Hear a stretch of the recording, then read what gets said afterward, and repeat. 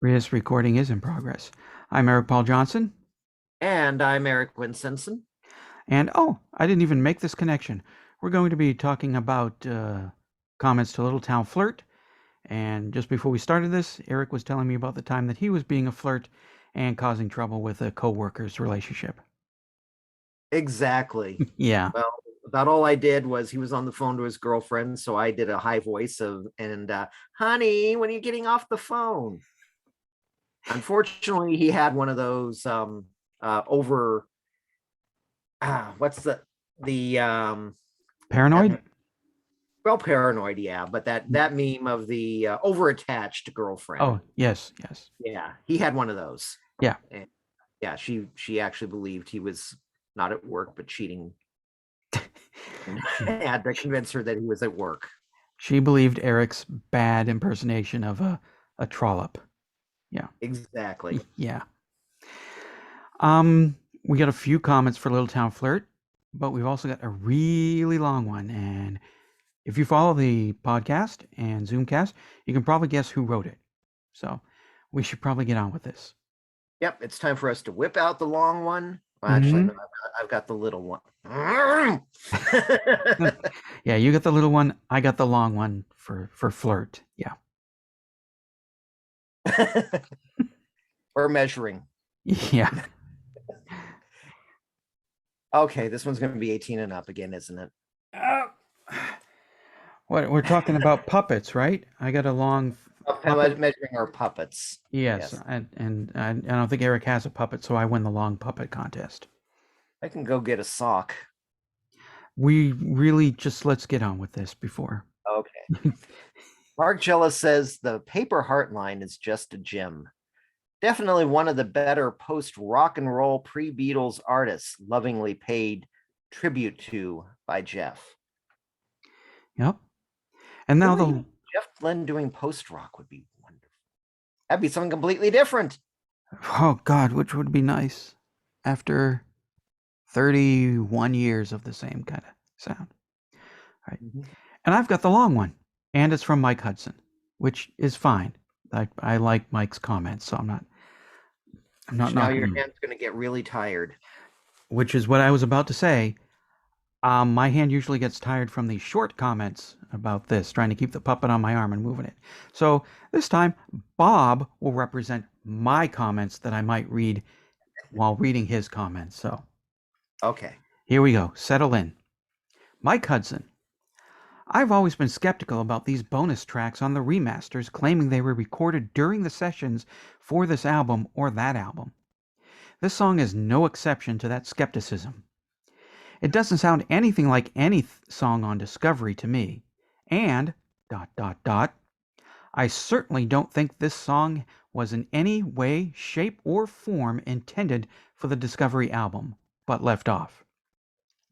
Even if it had totally been recorded during those sessions, I think it would have been a B-side for a single. It might have been interesting to hear it with strings added. Okay. I'm not saying Jeff wasn't goofing around in the studio, perhaps getting sound levels or whatever, and did some preliminary recording which eventually evolved into this track. But I think that's probably about as close to being recorded in 1979 as this track gets. I feel the same way about Surrender, supposedly being from the A New World Record sessions, and Latitude 88 North, supposedly from the Out of the Blue sections. Neither of those songs sounds anything like any of the tracks from their respective parent albums. Again, the beginnings of those songs may have been test songs or level checks, so Mac could get everything set up right on the mixing console, and they just happened to record it. Then, years later, Jeff decided to finish them. All this being said, Little Town Flirt, a nice song. Of course, I completely and totally prefer Jeff Lynne original songs to covers, but it's pretty cool to occasionally hear Jeff do covers. If Long Wave had sounded more like this song, I think it would have been a stronger album.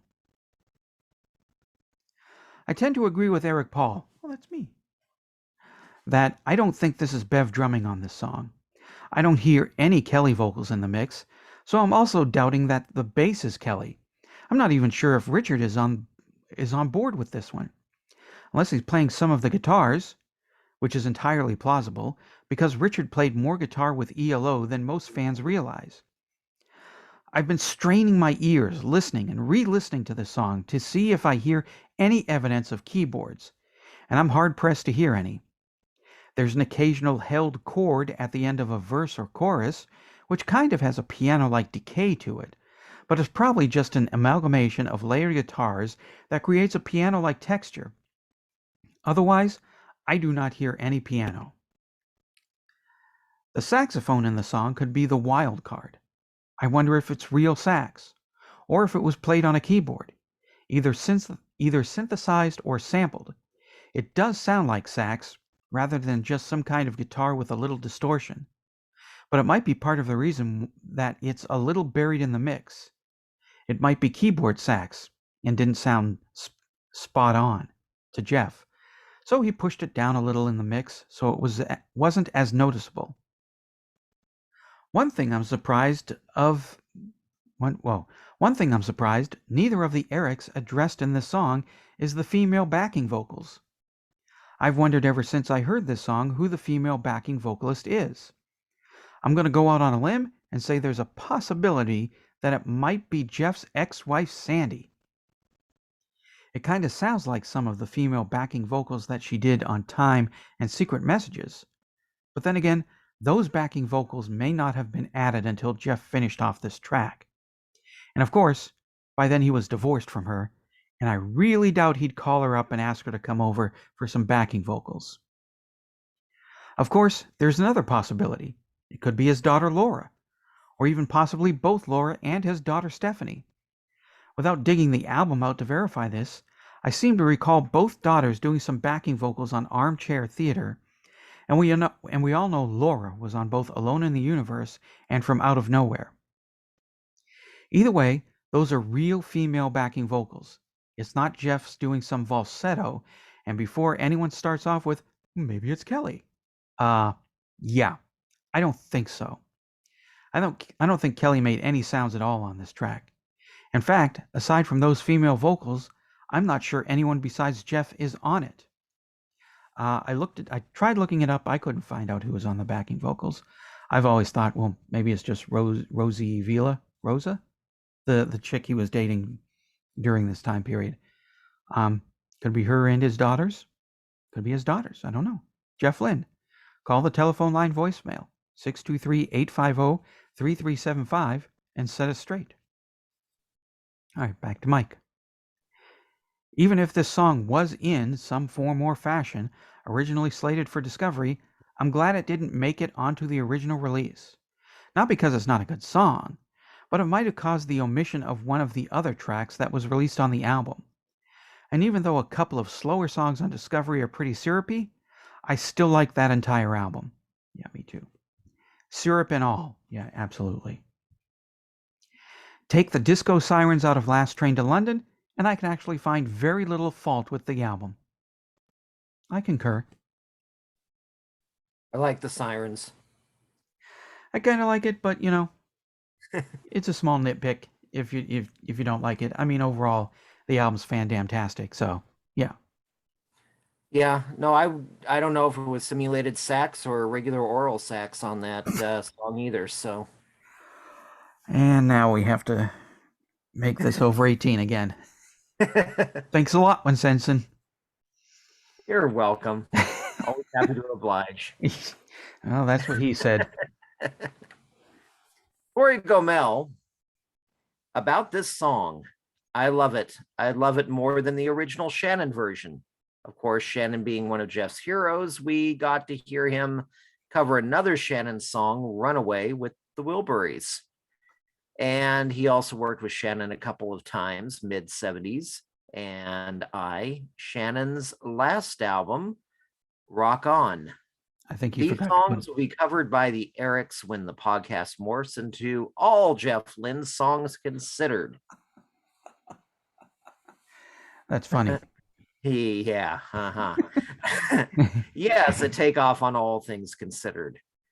Can't wait for that. Like Jeff Begone days.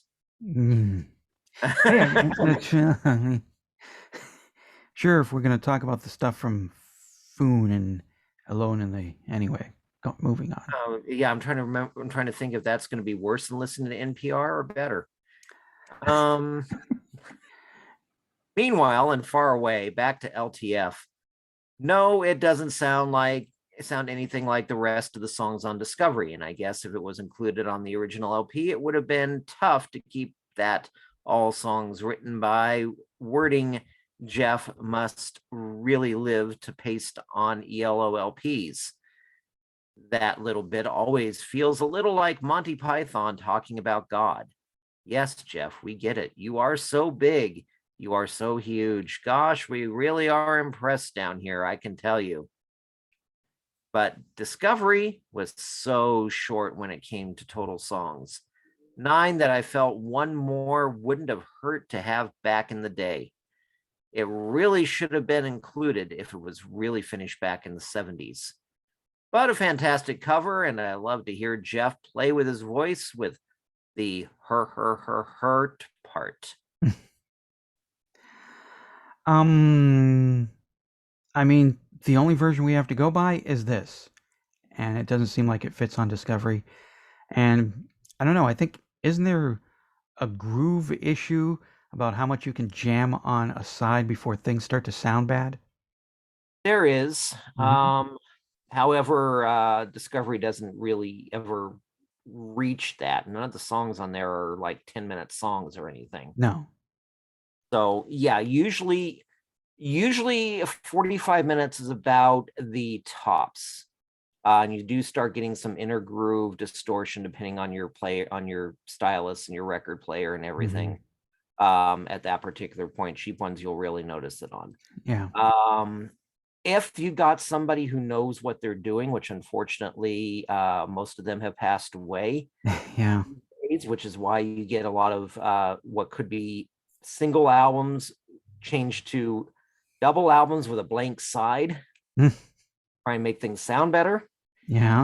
Um, but there used to be people who could cut a record, and a lot of this was done for Genesis and Iron Maiden and everything, where the album was about 50 minutes long and it still sounded good. Mhm. There wasn't really a sound loss on there. Right. When you get above 50 minutes and start getting towards 60, which I have heard some albums where they have jammed about 60 minutes of music on it, then you've got sound loss over the entire album. Mhm. One of the big ones was Rush's third album, A Caress of Steel. Mhm.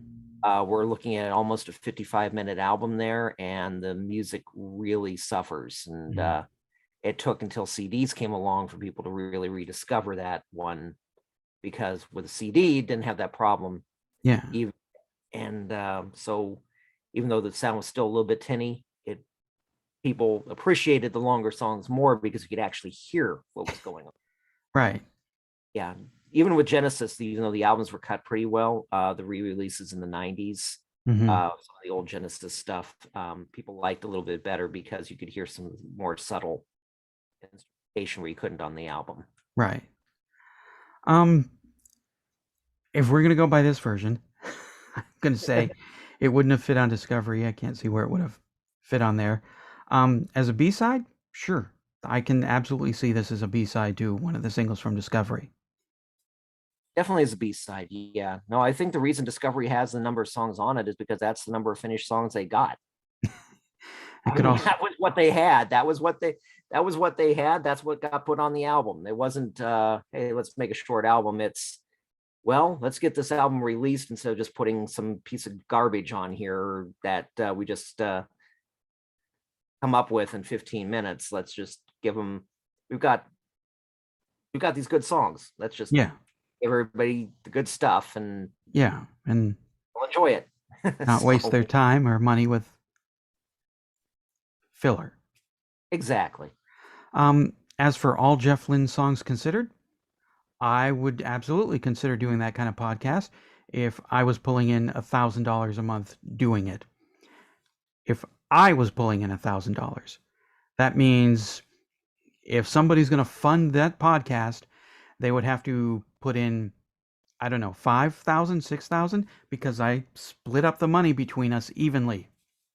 So Hmm. I get $1,000 a month. Wincentsen gets $1,000 a month. Um, Song Facts Lady Marie, the closing credits girl Karen, Don, Troy, we all get an equal share. So that's And if you you. don't know, Don could really use it at the moment. I yeah, Yes. his house burned down a couple weeks ago. So And that reminds me, I gotta find that thing where he had the GoFundMe there because I actually meant to throw him some money well, on that. here's the thing for everybody out there. There is a link on the Face the Music and Electric Light Orchestra Song by Song podcast Facebook page. Might have to scroll down a little bit, but it's not too far down because the fire was just a couple weeks ago. And there you go. There's the GoFundMe. Okay, Um, because yeah. I just remembered that's the other thing, other than donating to my sister-in-law's little animal cause that Oh, she had going. that's I cool. wanted to make sure I kicked a little bit of money over to Don there what I could. Yeah, I didn't go through GoFundMe because they take a chunk of the, the money raised and for their own fees or whatever. So I just PayPal'd it him directly. And That sounds good too. yeah, and I don't know if he wants me to give out his PayPal to the world, so I won't do it. And also, I don't have it here right in front of me, so it's another reason. But yeah, GoFundMe Don, who does he does the stuff for the expanded episodes. If you Our last Christmas episode last year, I think it was the Ringo Starr song. Um, he does his segment for that because that was our Christmas present to everybody. Here's a free expanded episode for everybody. So, and you can only hear the expanded episodes on our Patreon page, and those are $2 an episode. So $8, $10 a month if it's a 5 week month, or a month with 5 Saturdays in it anyway. So yeah, and if you don't want to spend that much, but you do want to help us out, you want, what was the name of that? All Jeff Lynne songs considered. You can just, there's $1 an episode, so $5 a month, and you get to hear those episodes a week before everybody else does. So come on, if you want to hear all Jeff Lynne songs considered, you really got to start building in that money here, $5,000-6,000 a month from everybody, and Exactly. $1,000 a month is actually more than I make in a month in my current job. Oh man, I could quit. As long as Jeff Lynne keeps putting out songs, I'd maybe be able to live off of that forever. In that case, I am not going to tell you what I make. No, I have no doubt everybody makes considerably more than I do. So, yeah. MJ Folds. I thought Dell actually sang backing on Runnin' Down a Dream. Turns out, no. The only thing he did for Full Moon Fever, according to Wikipedia, was Del Shannon, Barnyard Noises in Hello CD Listeners Interlude. Such a tragic end to an artist who seemed like he was on his way back up again. Sadly, he didn't see that for himself.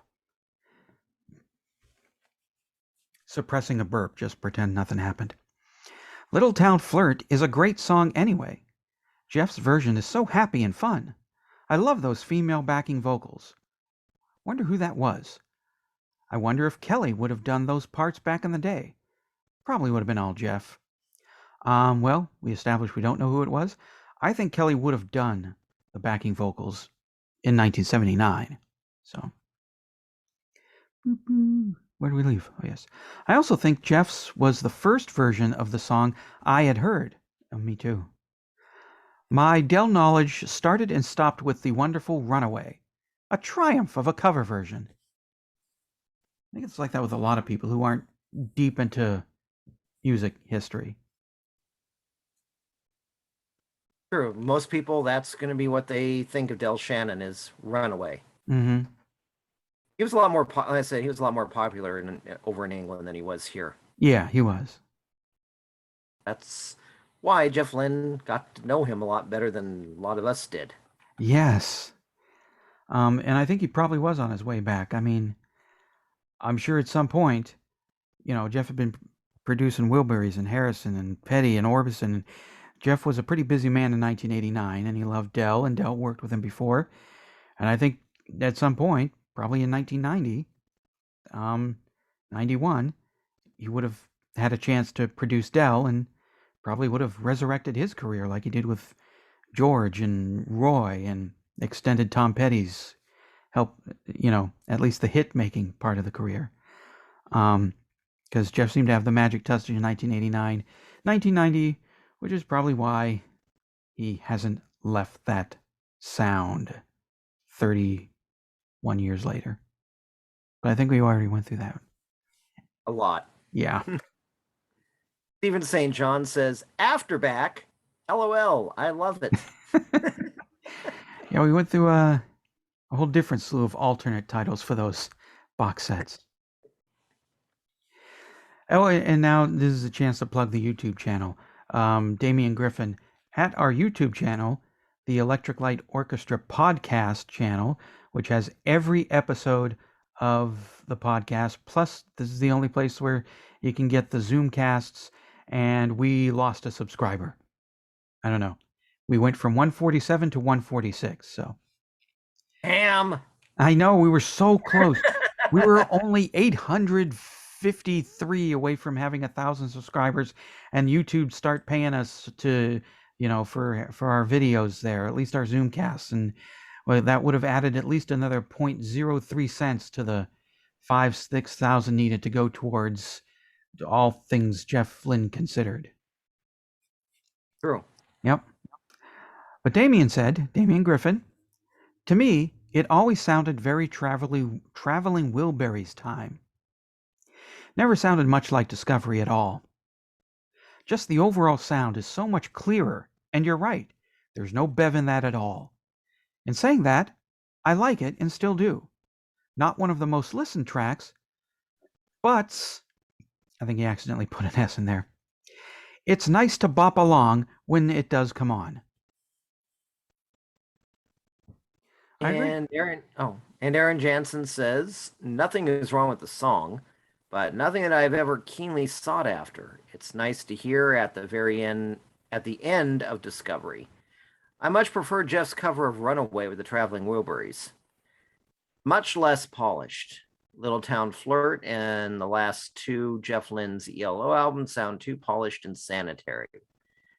Jeff is an overdubber, but I'd love to hear what a live recorded album would sound like from him.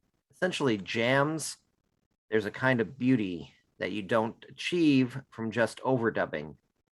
I've tried doing it the Jeff way, and I much prefer the alternative. Not that we don't overdub too, but we overdub to an already jammed backing tracks. All right. And he said disco very. There was a little dash between disco and very. Ah, okay. Yeah. Yeah, we're coming up on those. What did we record? We recorded Out of Luck today, so we only have a couple of bonus tracks left before we get to Alone in the Universe and From Out of Nowhere. And I would say Sanitary, Sterilized would be a good description of those last two albums. Not to give any spoilers. Maybe I'll change my mind. It'll be the first time me hearing either one of them. Well, I'll just make sure I drank my coffee beforehand. I was about to say, did they still make no-dos? You don't want me on no-dos. I was a complete total a-hole on no-dos. You would think that that either way you get it, it's caffeine, but I don't know. Well, maybe you should take it then. That's true. It'll make it very interesting when I have something to say about the song. Yes. Yeah, there you go. Perk up the podcast. Maybe then we'll get that $5,000 a month to, Yeah, except everybody will think it's going to my mental care. I don't know if anybody's ever going to think that. No, I don't think anybody is ever going to think that. We're going to worry about that. Yeah. Okay, well, back to counting my torsos. Yep. I think we're done. I think we're done here.